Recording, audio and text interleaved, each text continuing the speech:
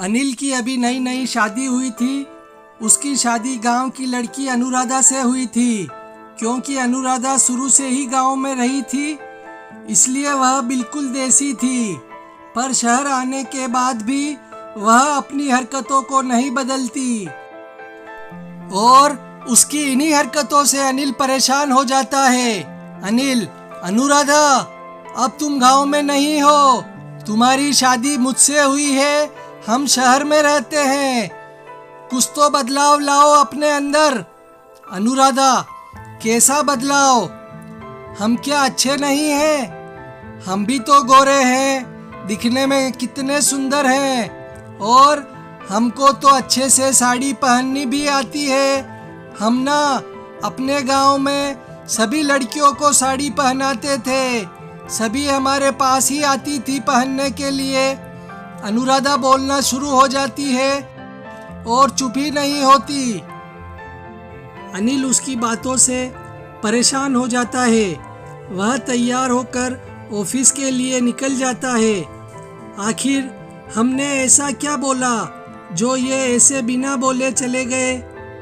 ओहो, हम तो बहुत बोर हो रहे हैं। एक काम करते हैं, माँ जी के पास जाकर बैठ जाते हैं। इतना बोलकर अनुराधा आवाज लगाती हुई अपनी सास गायत्री को ढूंढती है। कुछ देर बाद वह अपनी सास को किचन में पाती है तो उन्हें पीछे से पकड़ लेती है। गायत्री, कौन है? अनुराधा, माँ जी, आप डरती काहे हो? हम हैं आपकी बहू अनुराधा। क्या हुआ? आप तो ऐसे चीख रही है जैसे आपने कोई भूत देख लिया हो। गायत्री, अरे बहू, मुझे दिल की बीमारी है। अगर तुम भूतों की तरह मुझे पीछे से पकड़ोगी तो मैं इसी तरह से चिल्लाऊंगी ना। एक तो मैं वैसे ही परेशान हूँ, ऊपर से तेरी हरकतें। अनुराधा, क्या हुआ?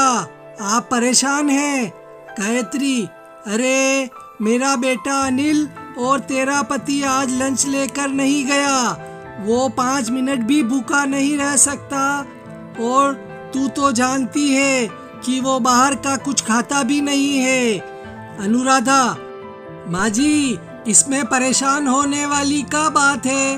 गांव में जब हमारे पिताजी खाना ले जाना भूल जाते थे ना, तो हम खेत पर उनके लिए खाना ले जाते थे। आप हमें अनिल जी का लंच दे दीजिए, हम उनके ऑफिस में दे आते हैं। गायत्री, क्या तू अनिल का लंच लेकर ऑफिस जाएगी, वो भी ऐसी हालत में? अरे बहू, अनिल के ऑफिस जाना है तो कम से कम थोड़ी तैयार तो हो जा। अनुराधा, अगर ऐसी बात है ना माँ जी, तो हम अभी तैयार होकर आते हैं, आप जाकर आराम करिए ना। अनुराधा अपने कमरे में तैयार होने के लिए चली जाती है। कुछ देर बाद तैयार होकर लंच लेकर अनिल के ऑफिस जाती है। जहां अनिल के ऑफिस में बैठे सभी लोग अनुराधा को देखकर जोर जोर से हंसने लगते हैं। अरे, हमारे ऑफिस में ये जोकर कौन आ गई? कहीं ऐसा तो नहीं कि हमारा मनोरंजन करने के लिए सर ने किसी जोकर को बुलाया है? अनिल, क्या हुआ मैडम, आप इतना हंस क्यों रही हो? आखिर ऐसा भी क्या देख लिया आपने जो आपकी हंसी नहीं रुक रही? मैडम, अनिल, अगर तुमने देख लिया तो तुम्हारी हंसी भी बंद नहीं होगी। एक बार सामने देखो। अब अनिल अनुराधा को देखता है। अनुराधा ने सीधे पल्ले की साड़ी पहनी थी, बड़ी बिंदी लगा रखी थी और 2 चोटी जिस पे उसने रिबन लगाए हुए थे। अनुराधा का यह देसी स्टाइल देखकर अनिल को बहुत गुस्सा आता है। वो अकेले में ले जाकर उसे कहता है, अनिल, अनुराधा, तुम पागल हो गई हो क्या? तुम्हें अगर अपनी इज्जत की परवाह नहीं है तो कम से कम मेरी इज्जत के बारे में ही सोच लेती। अनुराधा, अरे क्या हुआ? आप गुस्सा काहे हो रहे हो? हमें यहाँ देखकर आपको अच्छा नहीं लगा का? अनिल, सही कहा तुमने। तुम जैसी देसी बीवी से शादी करके मैं पछता रहा हूँ। तुम्हें अपने ऑफिस में देखकर जरा भी अच्छा नहीं लगा। खबरदार, अगर बिना मुझसे पूछे मेरे ऑफिस आई, निकल जाओ यहाँ से।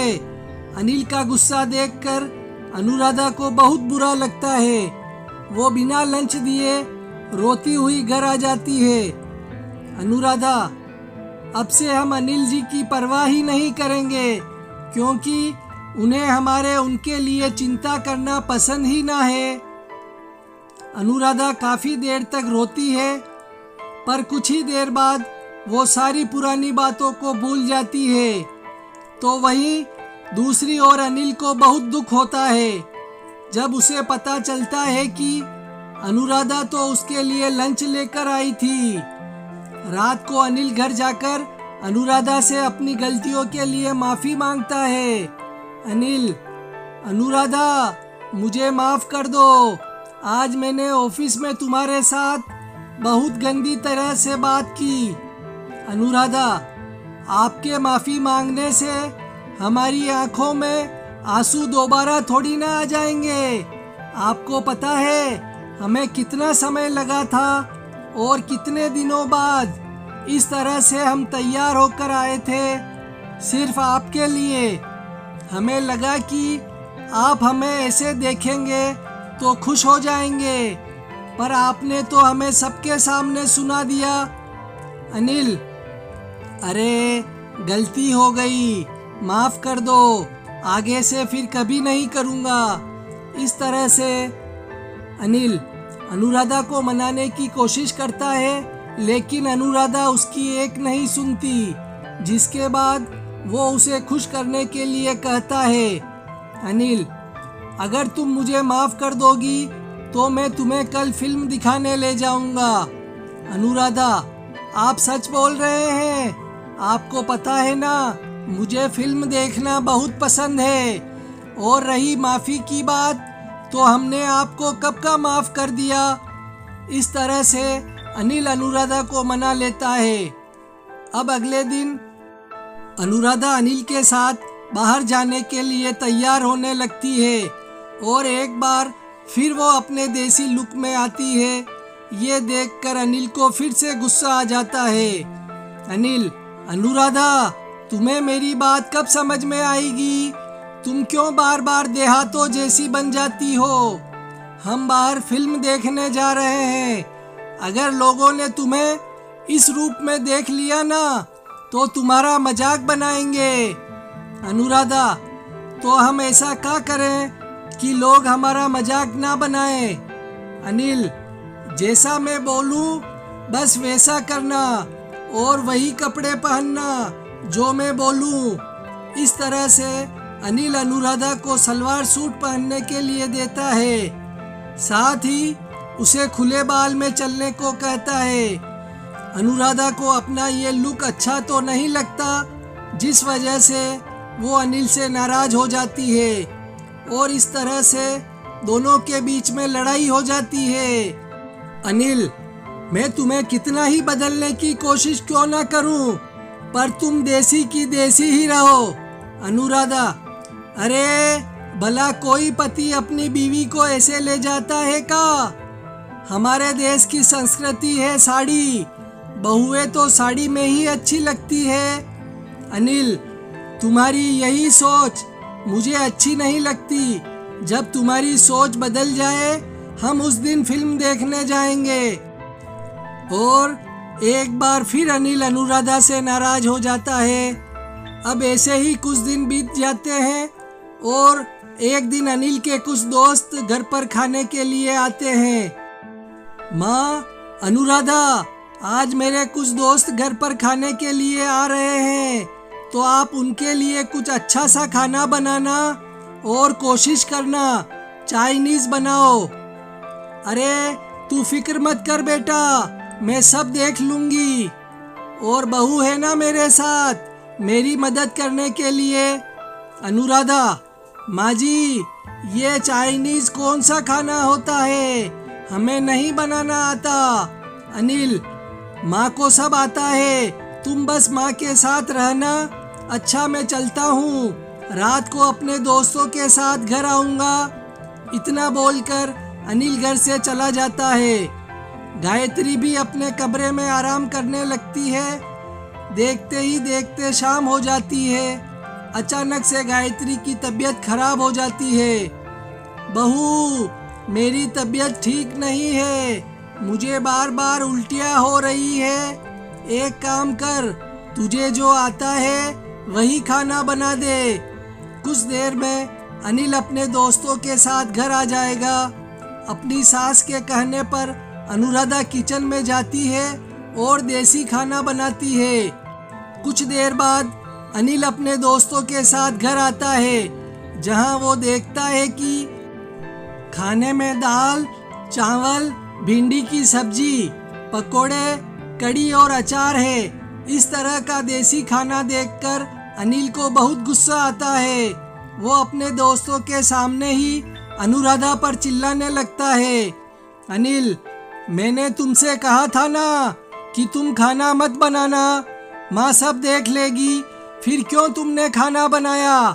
तुम यही दिखाना चाहती हो मेरे दोस्तों को कि तुम कैसी गंवार हो। तुम अपनी ये हरकतें नहीं सुधारने वाली। गलती कर दी मैंने, जो तुम जैसी देसी लड़की से शादी करके इस तरह से अनिल अपने दोस्तों के सामने अनुराधा को भला बुरा सुनाकर चला जाता है। यह देखकर अनिल के सभी दोस्त भी वहां से चले जाते हैं। बेचारी अनुराधा एक कोने में बैठकर रोने लगती है और जब इस बारे में गायत्री को पता चलता है तो वह अनिल से बात करती है।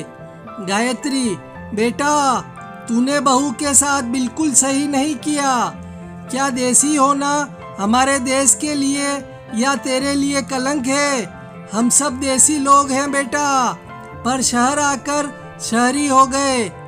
क्या हुआ, अगर बहू देसी है तो उसे सिखा भी तो सकते हैं, जैसे तेरे पिताजी ने मुझे सिखाया था। अनिल, माँ, मैंने कई बार कोशिश करी है उसे शहरी तौर तरीके सिखाने की, पर वो कुछ सीखना ही नहीं चाहती। गायत्री, अरे नहीं सीख रही है तो वो जैसी है वैसी ही अपना ले तू। तेरी माँ भी तो देसी है, एक बार अपनी माँ को देख, मैं भी तो साड़ी पहनती हूँ, मुझे भी अंग्रेजी बोलना नहीं आता। मैं तुम लोगों जैसी नहीं हूँ, पर कभी तेरे पिताजी ने मेरे साथ ऐसा बर्ताव नहीं किया जैसा तू बहू के साथ करता है। कभी तू खुद को बहू की जगह पर रख कर देख। गायत्री के समझाने पर अनिल को अपनी गलती का एहसास होता है। वो अपनी गलती के लिए अनुराधा से माफ़ी मांगता है, जिसके बाद सब बैठकर अनुराधा के हाथ का बनाया हुआ देसी खाना खाते हैं और सारी पुरानी बातों को भूल जाते हैं।